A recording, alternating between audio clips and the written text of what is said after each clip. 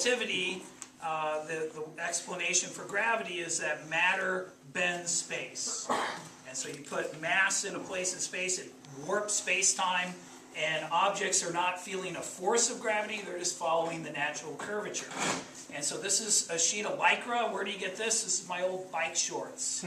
No, there's literally a spandex.com. You can get a sheet like this if you buy the sale stuff, so you don't care what it looks like, right? For like 20 bucks, maybe less, depending on the sale. And so you put matter and it warps space-time.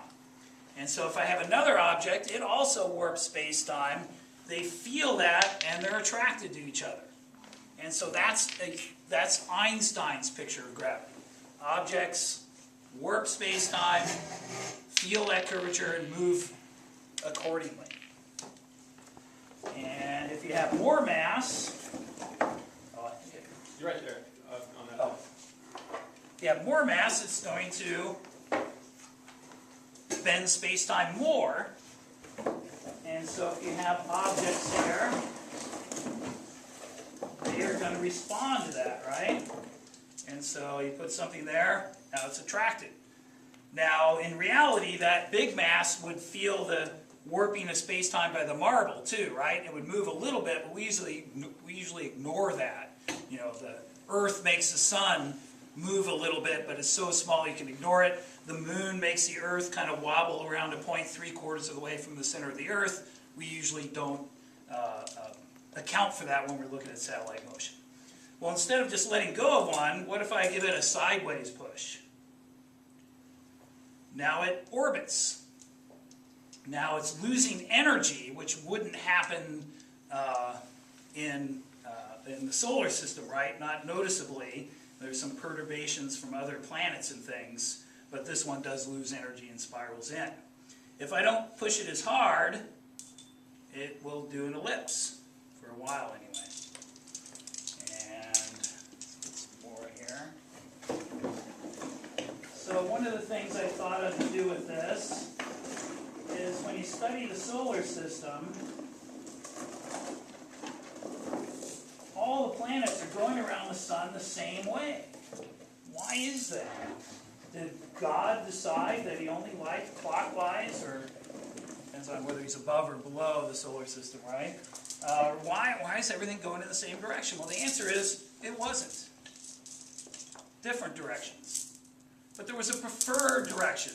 The disk it formed from had a slight preference one way versus another, and things going the opposite way got eliminated, and when it's all said and done, everything's going the same way.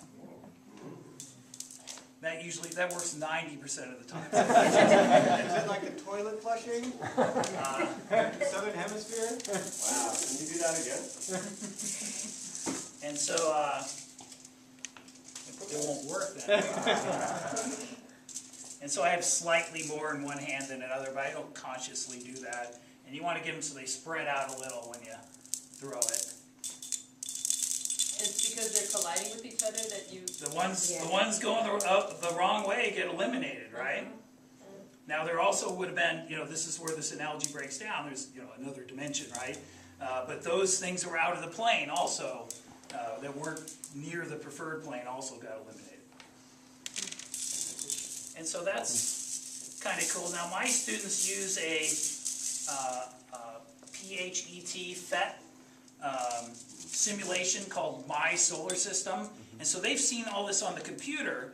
And when we do this during our special relativity unit, they're like, hey, it's just like the computer. That's kind of cool that a stretch sheet of Lycra models things, it's not just like it, but similar to the computer. Now, some things we've discovered using this, also it's just some larger marbles, might as well put them out, but they bend space-time too, right? And so maybe, you can get one thing to orbit another.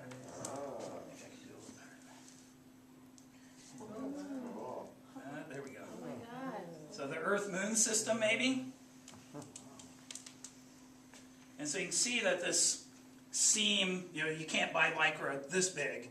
You get it in rolls, and you have to sew it together. I've been told to use stretchy thread to sew it together. And so next time I do it, I'll do that because it pulls. And so just a little bit of thread fixes it. And so in the morning, when I first set this up, I'll have it leaning against the table. I'll be underneath fixing holes from last year. One time my principal walked in. And I hear somebody in the room, and I'm underneath. I'm in the middle of sewing it. I'm not going to pause yet. And then he's looking around for me, and he kind of knows somebody's in the room. And he's, oh, there you are. He goes, what are you doing there? And I go, I'm repairing a rip in the fabric of space-time. What do you think I'm doing? How often do you get to say that? Another thing this does, you've probably seen plastic ones of these, right? The Discovery Center, Children's Discovery Museum in San Jose has one. The Exploratorium has one. Sometimes they have them at shopping malls to get you to put money in it. But one thing you can't do with those is put two masses in. And so when we went to the moon, when we first started, we sent our spaceships on what are called free return trajectories. So they would go to the moon. This is hard to get to happen. And they would come back in like a figure eight. And so that lets you show, now of course the moon's a lot smaller, but if you look at the plots of the free return trajectory back from the Apollo program, you'll see it has a figure eight sort of shape. And so this takes a little bit of practice to be able to do the figure eight. These clamps around here, you can adjust it to make it tighter if it's not working. So Steve and I, when we set this up in the morning, we played around with it, and actually I think it was working better than it usually is. And so not easy to do. And so I go through that. One year a kid who read some stuff about the dark energy. We have our dark energy pole. It's over there. So I happen to have an extra pole. I guess any of these would work. And so I'm just thinking, oh, dark energy, what is that? That makes everything come apart, right? And so dark energy would be that. And so stuff goes apart rather than toward it. So if you can work in dark energy anytime, right? And so I go through that spiel. Maybe it takes me 10, 15 minutes talking with the kids, you know, just stuff they're not familiar with. And then I just let them play. And so that's where we discovered the Earth-Moon thing. Is I just let them play, and they're like, Mr. Burns, come over here and look. And they were all excited because they discovered that. I said, oh yeah, it's got it. Wow, so wow. And so there's, you know, then I throw out a few other things so they can try this collected stuff over time. And put out all the marbles. So if you want to try it out, but we probably want to get back to electricity and magnetism. But we want to play, Mr. Burns. And so I'd say the whole thing, if you bought all the parts and everything, it's about $100. But one of my favorite days, so you're going to do it Monday, right, Steve? You didn't get to it. But just, you do it once and you'll be hooked.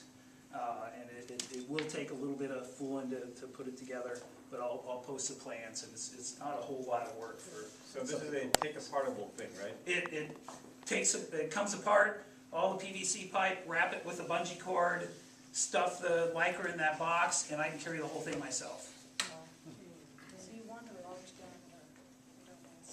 This is about the right size. You can get your whole class around it pretty much. Smaller. One problem is reaching.